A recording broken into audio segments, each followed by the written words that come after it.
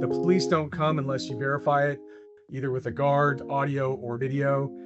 And when we were able to get the police there and catch the bad guys doing bad things, that was a real game changer for us. One of the biggest threats to the security industry, really across the country, is the prevalence of false alarms and the non-response or slow response that we're getting as a result of that.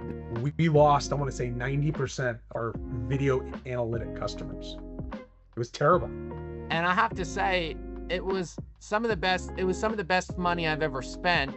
And like, it did something to the team. You want the police to get there really, really quick, but are you willing to pay for that level of service? And making sure the customers understand the differences.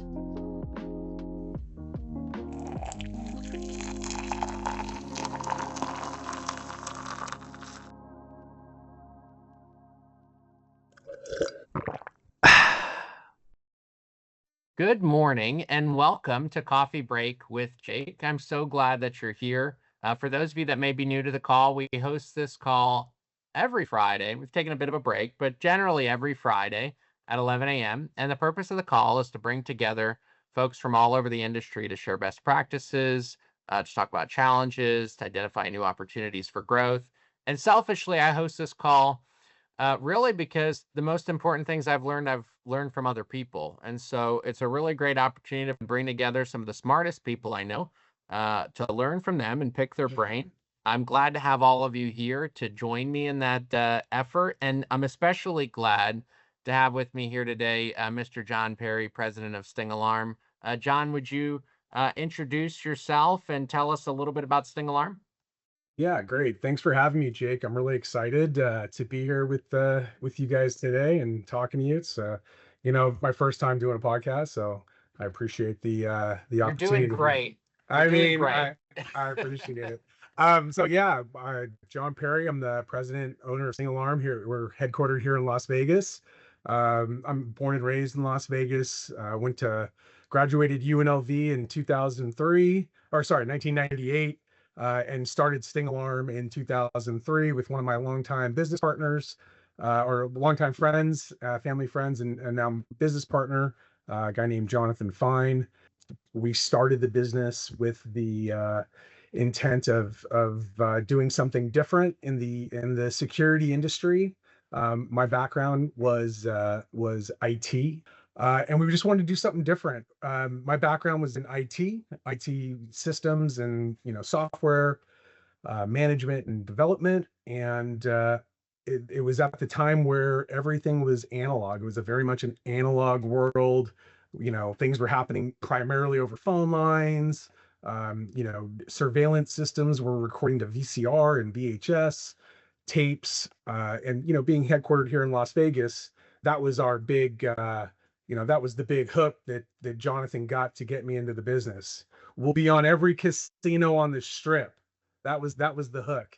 And 24 years later, here we are. We do focus on gaming, as well as a number of other verticals here in Las Vegas. And we recently expanded out into the Phoenix market, which we're really excited about. So.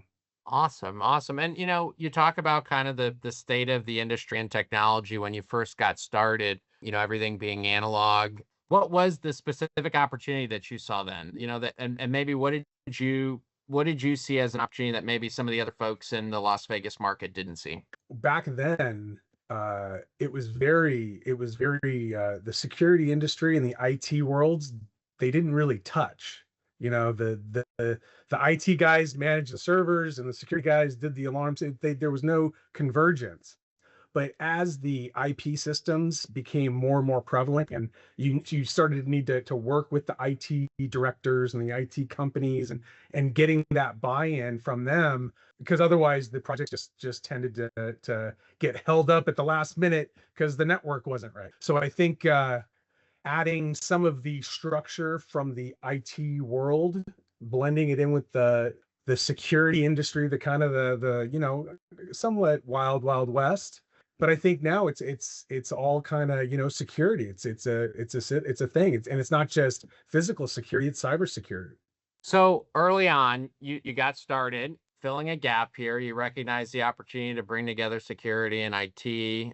What was like the first big win where you felt like, hey, you know what? This wasn't just a good idea. This was a great idea, and this has some real potential.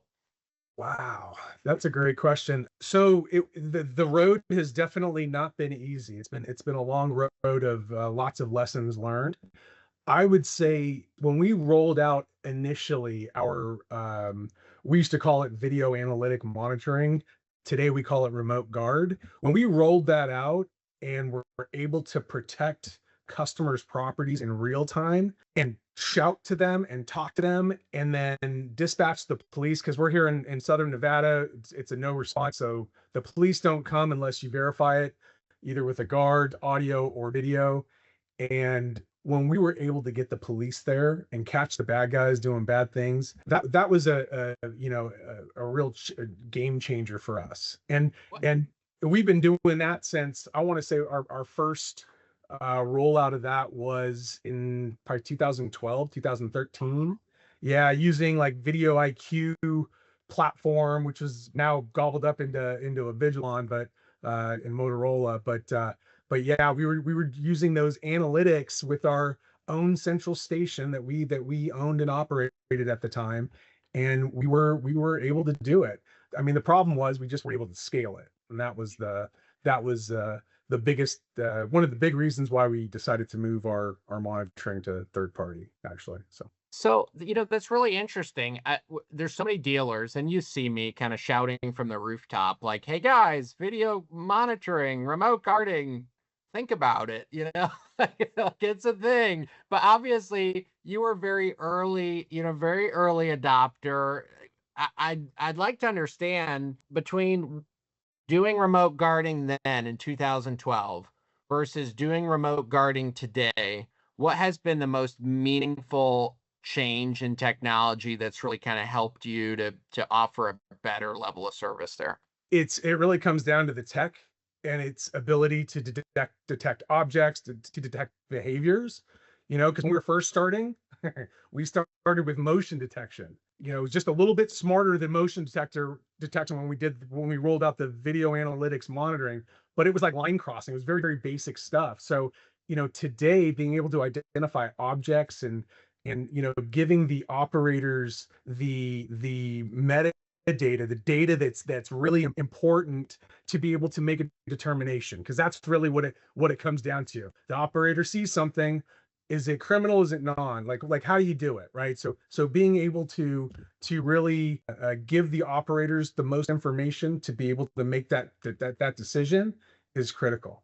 So the video side, 2012, you roll it out. How did you figure out a pricing model that made sense for that? Because like today, it's been years that people have been doing this, but I mean, you were literally one of the first. How did you figure out a pricing model that actually made sense? With the understanding that, hey, like you don't have all the efficiencies that you have today, and it was a really involved process to monitor those accounts. How did you kind of balance your costs and the value to the customer to come up with a pricing model? We didn't at that Okay. time. Yeah, no, it was, and a lot of it, so what I didn't mention, the remote guard was around 2012-ish. Before that, in 2004, right after we started the business, we is when we really identified that there was an opportunity to do better, right? To do better than what the industry was currently doing in Vegas. And because it was no response, the option was the guard, right? And I think there was a couple of audio solutions. I think there was some very, very primitive video option. I think Ozvision had a thing back then, but there was really nothing for us to be able to link. We would link the customer's camera systems to the alarm panel and have that just trip, and now we would have what we called video verification. So it required an alarm system to do the alarm and trigger it, but then being able to take the tie into the DVR and present that to the operator was probably the biggest change that the thing that really, I feel, put us in a competitive edge, as the new guys in Vegas. Having talked about your business, before, and I understand you've kind of looked at the business as having almost two businesses operating under one roof, right? You've got this commercial enterprise solution where you're doing, some of these really high-end video surveillance, remote guarding solutions. And then you have the other side of the business that's serving residential and small business. How do you navigate that? Like, are there two different, kind of management structures in place? And what are the biggest differences between those two sides of the business? Yeah, so we do separate it by teams, right? We have to like the people doing the residential small business is a different team that's doing the construction side, right? They show up different, they talk different.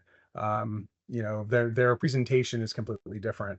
And it's just and they're trained differently too, right? They've got different skill sets based on, what they do day to day. We've seen a lot of security companies kind of say, "Hey, I don't want to do residential anymore. Like we just do commercial." And obviously for you, you have both, so that seems like a decision to have both. Do you like both businesses equally? All right. And what do you like about one versus the other? I love both, right? I love there's residential that I love, and then there's the commercial side. What's I think the thing that's really kind of I think changed is adding fire to our lineup. We acquired a local fire company that gave us a new platform to be able to go after fire construction and fire monitoring, which has elevated what we're doing as well. I think having the right people on the team to make sure it all works and there's good communication is really critical. During the pandemic, you'd mentioned in an interview with Channel 13 there that more people working from home was driving demand for cameras, smart locks, and smarter automation.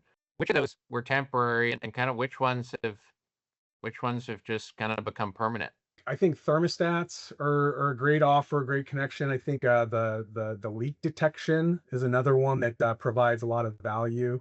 And then the security. I think going back to our roots, making sure people's homes are protected and make sure we're talking about it and putting the right sensors in the right places. And I think it's like I think just the whole homes package based on what they want. Then adding the camera options on top of it, I think are the really where customers are using the system a lot more because of the cameras.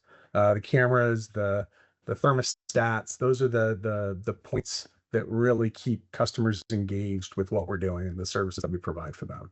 Do you think that the reason that you're selling all those additional devices and services is it because the consumer's aware of those, like going into it and asking you for them, or are your sales folks educating them on all those options? It's both. And I love to say that when our salespeople are in the customers' homes, that they're going through all the different products and services that we offer. But I think a lot of it's led by the customer and their needs and their budget. But but ideally, it's our job to educate the customer with the products and services that we offer, where we feel like we are the best at providing this service, so that they trust us with their business and their security and stay with us for a long time. That's our whole model. Service them to Yeah. death, right? Well, the service them to death is, I'm glad you brought that up because recently I was asking folks in our Facebook group how many positive reviews that they have on Google. And I had seen a recent post from Sting Alarm that you all had over 1,000 five-star reviews. Obviously, you're servicing these folks to death. Talk to me about how you translate that dedication to service to actually collecting those, because I suspect that it's not just by accident that you have all those positive reviews. Obviously, the service has to be there, but then how do you get folks to actually leave those positive reviews? You just have to ask for them, right? You just have to ask for them, and there's a number of different ways you can do it. We subscribe with a platform that kind of manages that whole process for us, and what we also try to do is gamify it, right? We try to, there's a leaderboard, and we celebrate who's got the most, reviews, and it's a little skewed because it's not everybody is eligible for it, but for the tech team, and our sales team is also included in it. It's a great way to incentivize the people to just ask. You just got to ask for it. When you do a good job, people, they get it. People get where we live in a Yelp and Google world. It's when you do good, they tell the world. When you do bad, they tell the world. So living in that kind of world, just from, I think it's from a core value standpoint for Sting. Like, one of our core values is to be the best, right? And in order to be the best, you got to be able to provide the best service, quality of service at every single point of customer interaction. Whether it's sales, installation, service, monitoring, patrol response, all of it, billing and accounting, all of it is important to give a customer a great experience, because there's lots of options. There's lots of options out there. Jake, we're competing, as you know, with some of the biggest companies in the world. Google's, the Apple's, like the DIY, some of the handyman that are just installing the Ring stuff, and it's coming from everything, especially in that residential space. So just making sure that we stick with our core values, which is being the best. I think that for a lot of folks, they believe that they are the best, and I'm a points on the board kind of guy, right? Like, like, if you want to tell me something, show me the points on the board that make that true. You got to keep score. Yeah, you got to keep score. For salespeople, what are your sales numbers? For, if our mission is be the best, how many reviews do we have? How many of those are 5 stars? In the conversation in the Facebook group, there were some folks that are like, hey, like, I don't care about Google reviews, right? Like, all my business is word of mouth. And I think, first of all, anybody that's on the call whose entire marketing strategy is word of mouth marketing, congratulations. Like, that's amazing. The fact that you've built such a great reputation that you don't have to do anything to market your business. That being said, as you're scaling your business, being able to point to the points on the board, right? To be able to say to a prospective customer, hey, we are the best. We're committed to providing the best service. And you can see over 1,000 5-star reviews here. I think there's some very important, very necessary validation in that. I also think one of the coolest things, and I'd be curious to get your take on this, because you talked a little bit about the gamification that you all do with reviews. We had done like I offered my folks $20 for every positive review that they got from a customer. And I was expecting that we were going to get, I don't know, like 10, 15 reviews. And like 2 weeks into this thing that had 100 5-star reviews, and like distributors don't get, you generally don't get very many reviews, but I'm like paying out $2,000 in spiffs for reviews. And I have to say, it was some of the best money I've ever spent, because we had the reviews and like it did something to the team. Like, have you noticed that? Like, does your team, like, when they see those reviews that mention them, do they stand up a little straighter, or like, what do you see internally with that? They take pride in it. It's something that we talk about every quarter. I bring the whole team together and I do like a state of the company, like all hands meeting. We don't do it in our office. We take them to like an offsite to a restaurant, or a place that has a room, and we spend about an hour and a half going through the state of the company and the things that are happening, the things that aren't. Every single time we talk about reviews, we talk about how many it grew, and then we go into and we talk about some of the examples that came from those reviews, because they're all a reflection of our core values, right? All of them. And when I scroll through it, I love it. I look at every single review that comes through, every single one. It's like you said, it's the best money spent. You pay a spiff for it, because it's just telling the world how awesome you guys are, right? It reminds me, Jake, I didn't give you guys the review. I gotta go. I know. I'm gonna pop you another 5-star, bud. I'm hoping for 5 stars. Ryan says he sent you a link. So. He just did. Thank you, Ryan. I'm counting on it. But Ryan, I'll also, I guess I'll have to spiff you $20 for that. We'll make sure we get that squared after the call. All right. So Jon, we talk about you building the company from, with your partners since 2003. Early, you guys kind of saw what was coming. You were early adopters of remote guarding. and your company has grown since then. But aside from the organic growth, you've also managed to complete some successful acquisitions. And so, talk to me a little bit about your strategy as you're scaling. Like, what are you guys looking for when you're making an acquisition? We've been doing acquisitions and with companies since 2010 was when we did our first. And through the years, it's 7 or 8, 8 successful acquisitions that we've done. We've gone after a bunch of others. And I think the most important thing that we think of today when it comes to looking for deals and looking for, great companies to work with is that it has to be a good fit, right? And not just from like, I don't want to just buy a bunch of RMR and, see you later. We want to be able to bring on some great people. We want to be able to provide our service to a new market or increase the market that we're currently providing. So making sure that the way they were originated, right? Were they sold door to door, high volume, or was it, good, solid organic acquisition? So understanding what the company is and how they went to market, I think is the biggest thing, and being disciplined to not pursuing companies that aren't aligned with us, right? Because then you get into that square, round, hole peg thing, right? It just doesn't work.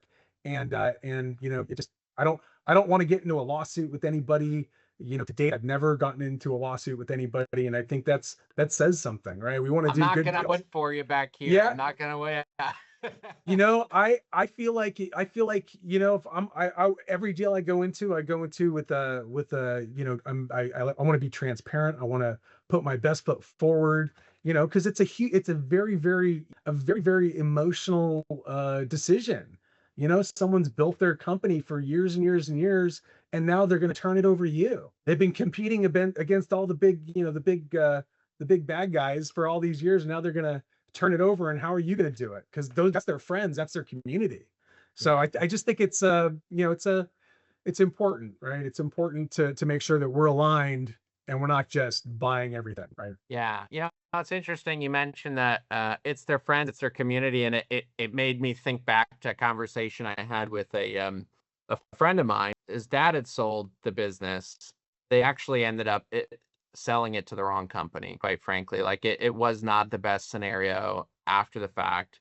And he said something to me that stuck with me. He said, "We still had to go to church with those people.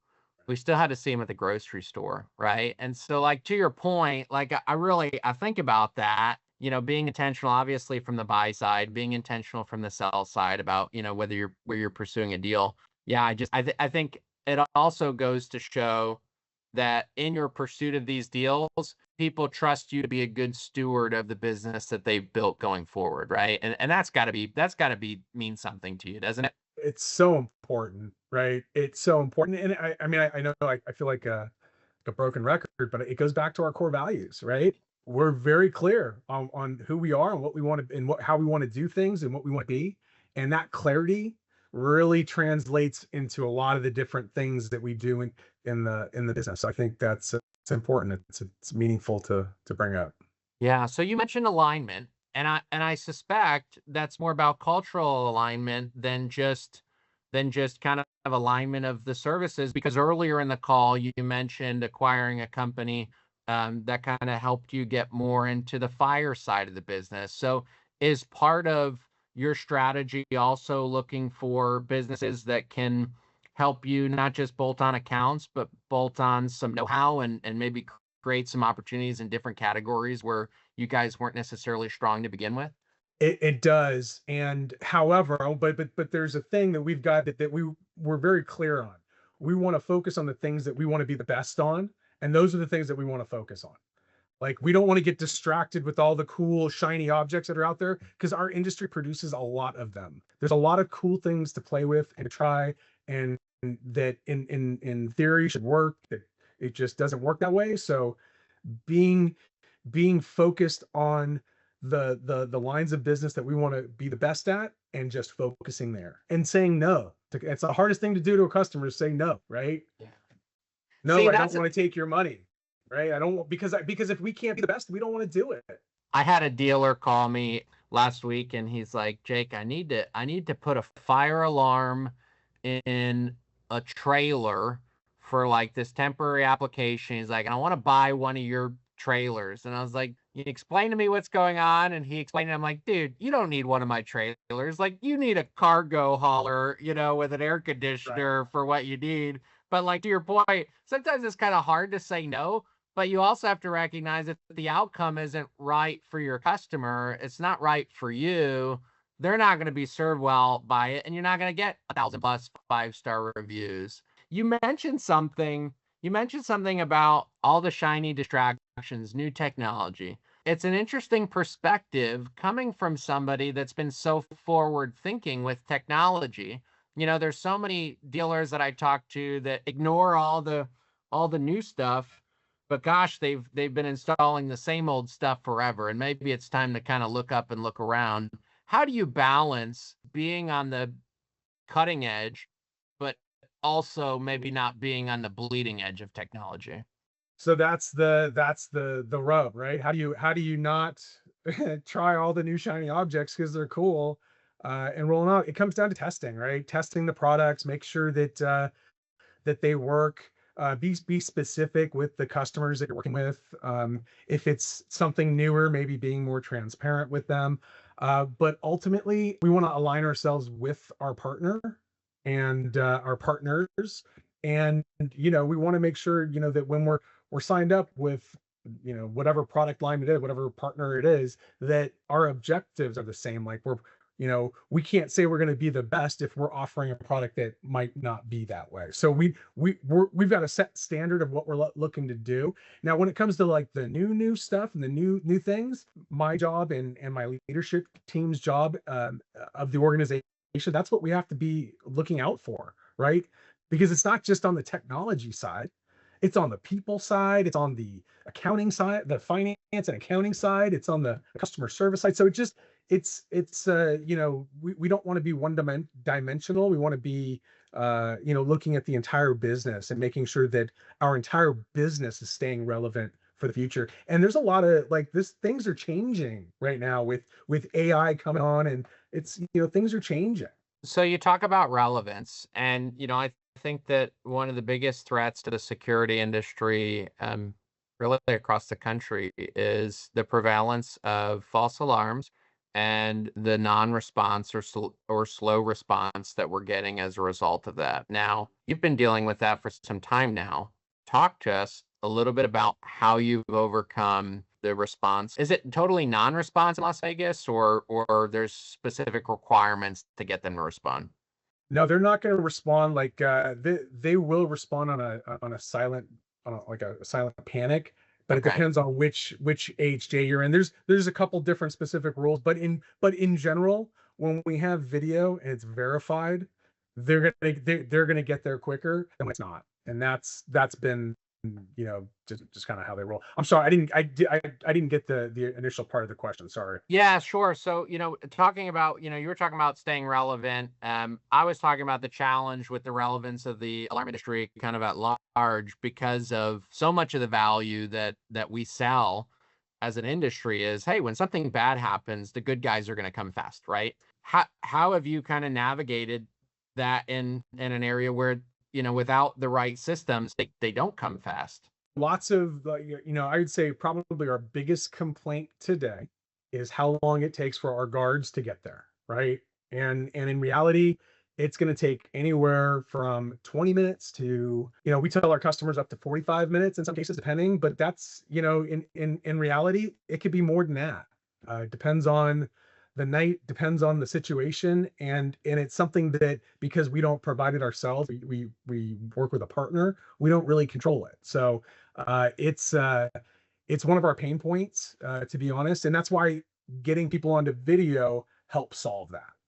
Got it. Got it. Okay. So basically, what they have as an option is they can have guard response, relatively slowish guard response in some cases. Not slow, but relative to, because the requirement Expectation. is getting, yeah, because you've got drive time, like you've got, like, Sure. there's things that are inherently like that are there, that you can't have guards for all over the city just waiting for your alarm to go off and get somebody there in 5 minutes. It's just not the way the service works. So communicating that, making sure the customer understands that on this front side is something that we talk to our sales team about a lot. Like, you got to talk about it, right? And so do you think that your ability to sell, when somebody says, "Hey, we want something different from that," right? Like we understand what this is. We understand what the response is, but we want the police to come quickly. Has your ability to sell the video, the remote guarding, and get the police response position you to compete more effectively with the companies that don't offer it altogether? Completely. The thing is, though, is that most companies, it's like a newer, it's a, customers. This is a newer thing for customers, right? And because it's a newer thing for customers, there's just not that awareness. And that's why for us, we want to make everybody aware. There's other things you can do. You can be better by installing some cameras and doing, remote guard, installing an alarm system, doing video verification.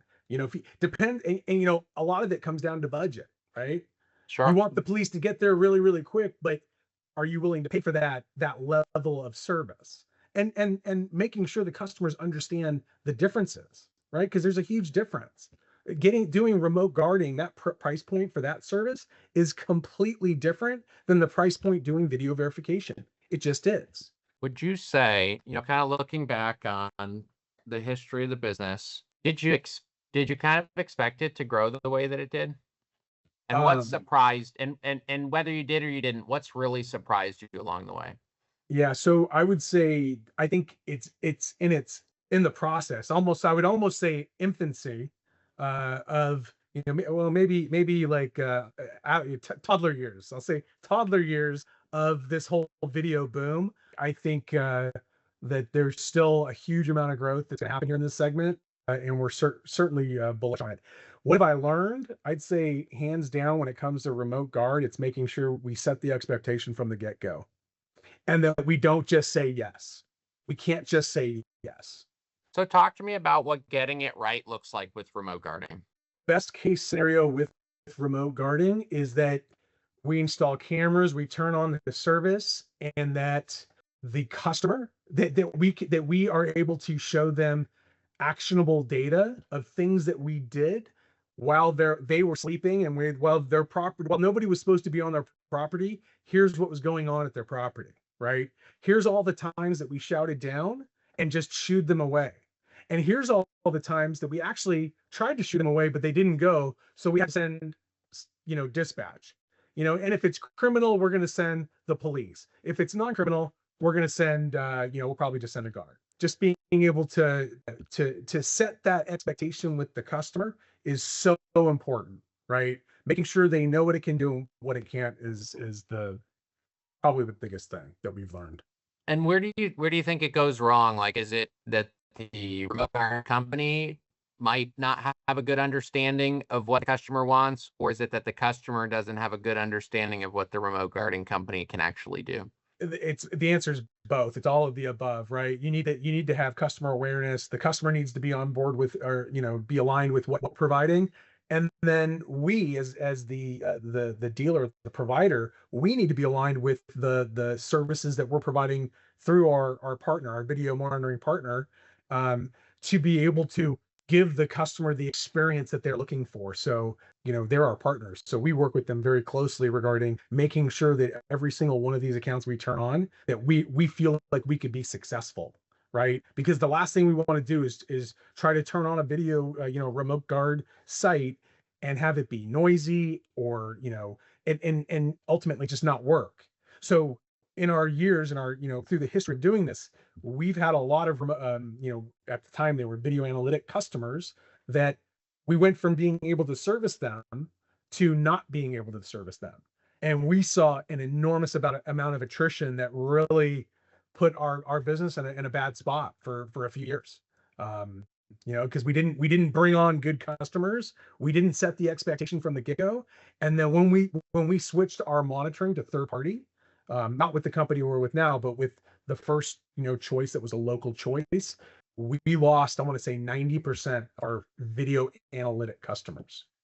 It was terrible Why?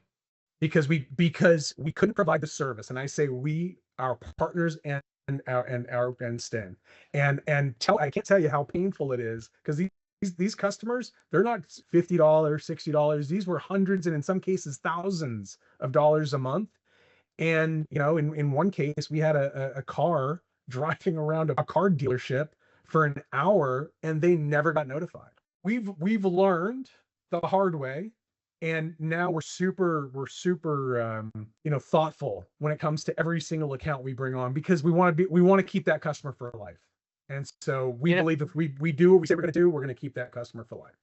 It's interesting. I was visiting with one of our dealers that was a Sonatrol dealer many years ago, and I guess there's still a Sonatrol dealer. But are you familiar with kind of the Sonatrol listening technology or whatever? The audio, those little mics, yeah. Yeah. And he was explaining to me it was a really rudimentary kind of looking device, but basically they could listen in to the buildings.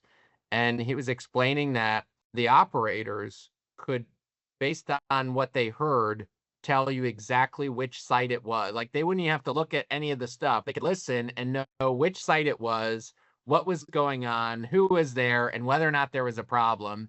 And so, as it relates to video monitoring, there's so much context that comes with it, right? Like a specific customer, your operators originally, before you switched to that third party company, they had more of an understanding of the accounts, I would imagine.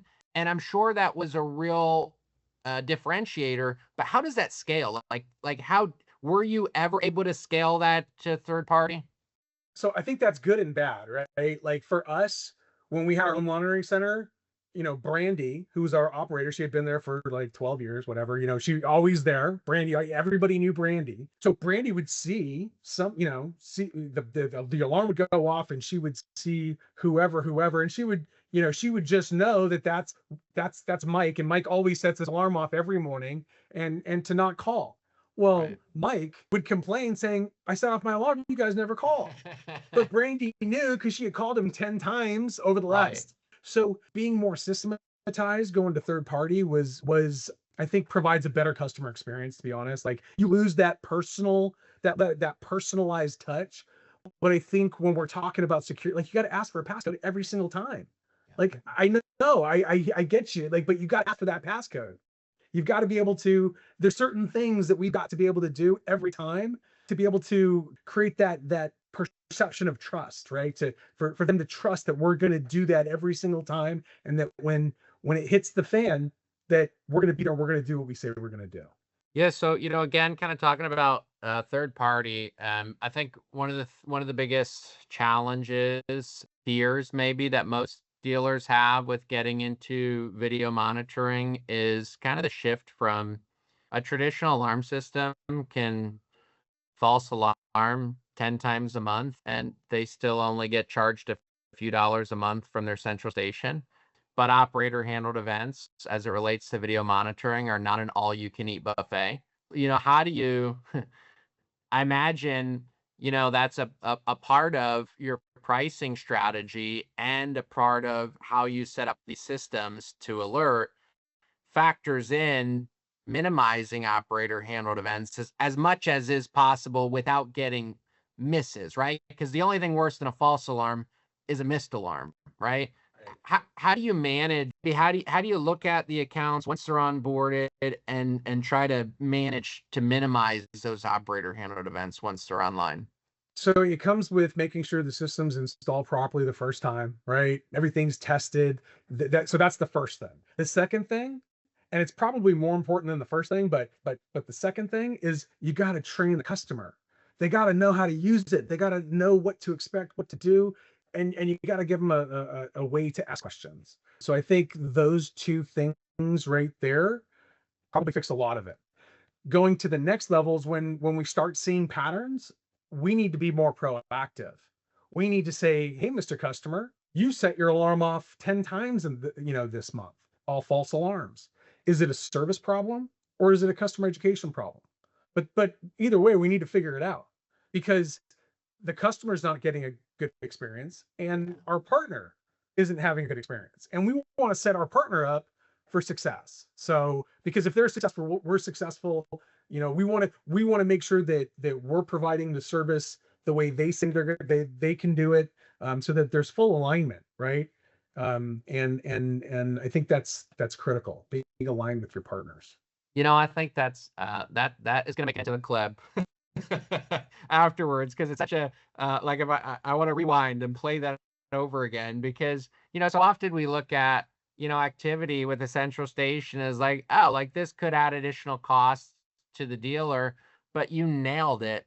It's not even just about the costs, right? It's not about it costing more to the central station. It's not about it costing more to the dealer.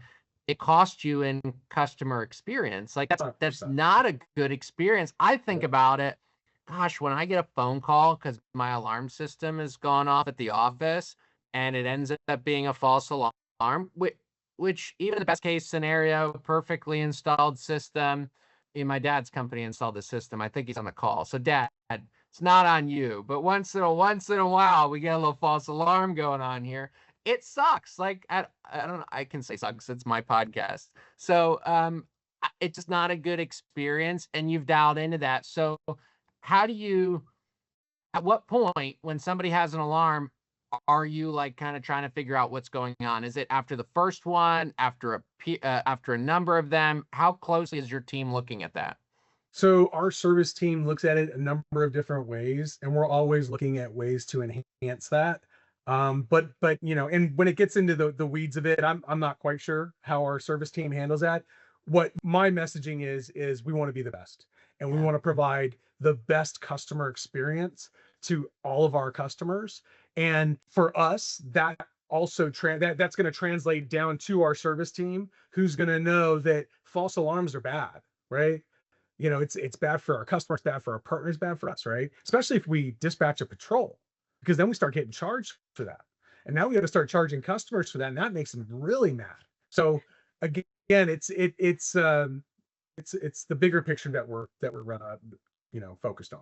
You bring up the cost of the dispatch when you're dispatching a guard. And I think the way that you run your business, obviously you're looking at customer experience, but you're also looking at, hey, these are real costs here. This is a real cost to dispatch a guard.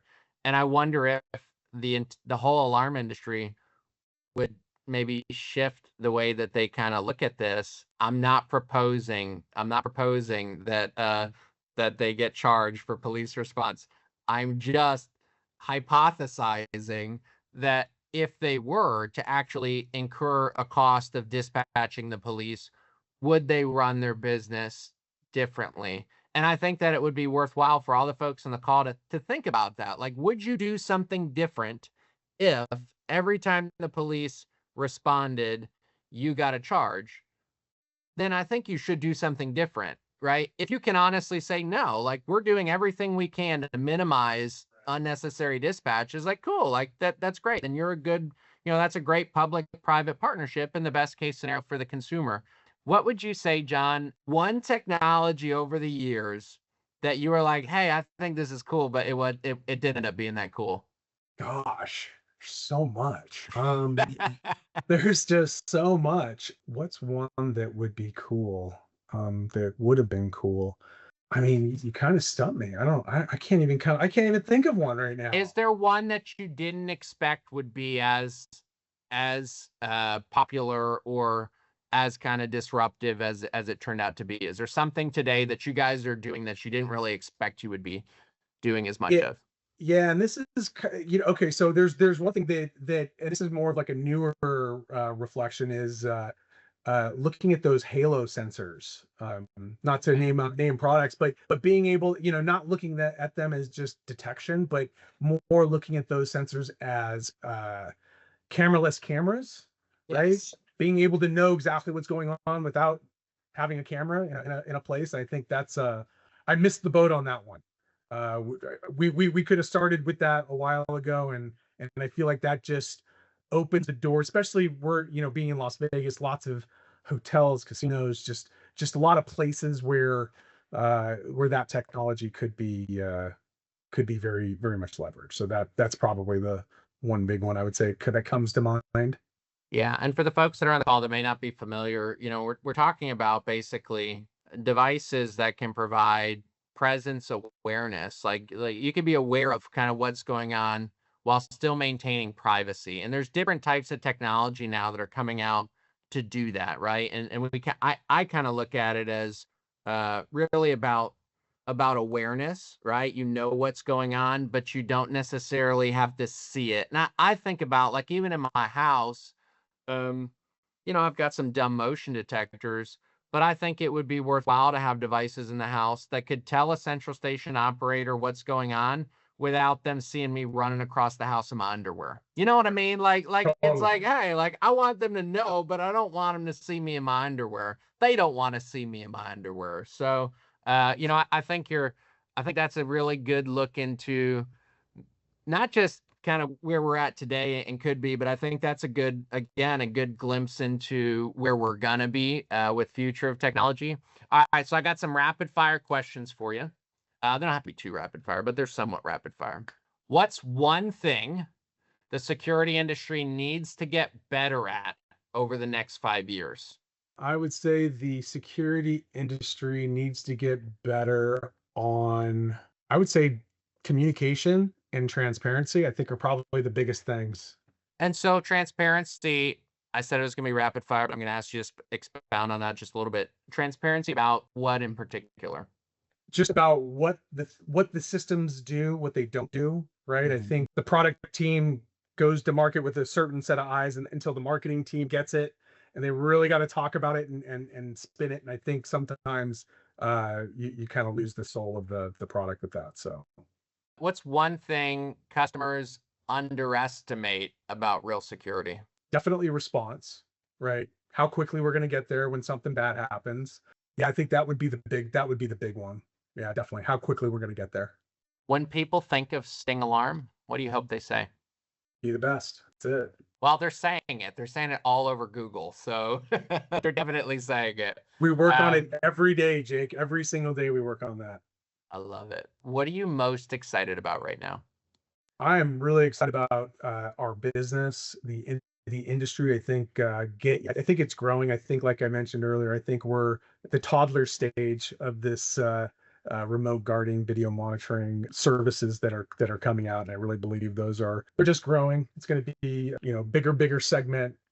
Which is going to drive more and more camera sales. More. It's going to. I believe it's going to really prop up the industry for the next 10 years. Yeah, I agree with you on that. It's funny you say the toddler stage of it because I guess that means you guys were like at the in utero stage of it with what you were doing way back when. So cool to see. John, first of all, thank you so much for being here and joining us today. Really, really excited about what you've built with Sting Alarm. Just to kind of recap a little bit about what we talked about here today. Sting Alarm, John co-founded in 2003, saw the potential, saw really, I think, into the future of what security could be, went out and did it, right? Not just in a maybe kind of way, but very much as an early adopter. Continued to build the business organically and through acquisition over the years, and now very excited about the future of security. John, thank you so much for being here today. Jake, thank you very much. This was a lot of fun, and I appreciate the time here. And let me just say one thing: my business partner in this, he's like the other part of me. He's silent in the business, but he's really like he helps elevate me, helps me think about the business in different ways, and I'm really fortunate to have him. I didn't talk about him enough here today, but I got to say it wasn't just me. It was my business partner helped with that visionary type forward looking, and we're blessed that we're able to get that resonating throughout the entire organization. So thank I you love again for that. the time here. Appreciate that. Yeah, thank you. And thank you all for being here. For those of you that don't know, we have this call every Friday at 11 a.m. If you do business with us, like Jon Perry at Sting Alarm, John, thank you for the opportunity to serve Sting Alarm. Thank you for your business. If you don't do business with us today, I invite you to reach out. I'd love to talk to you about how we could serve you as your distribution partner. We'd love to print your logo on the products that you install, just like the Sting Alarm logo. And guys, whether you do business with us or not, you're always welcome on Coffee Break with Jake. Be sure to check out the podcast on all the major podcast platforms. Thanks so much, Jon. Thanks everyone for being here.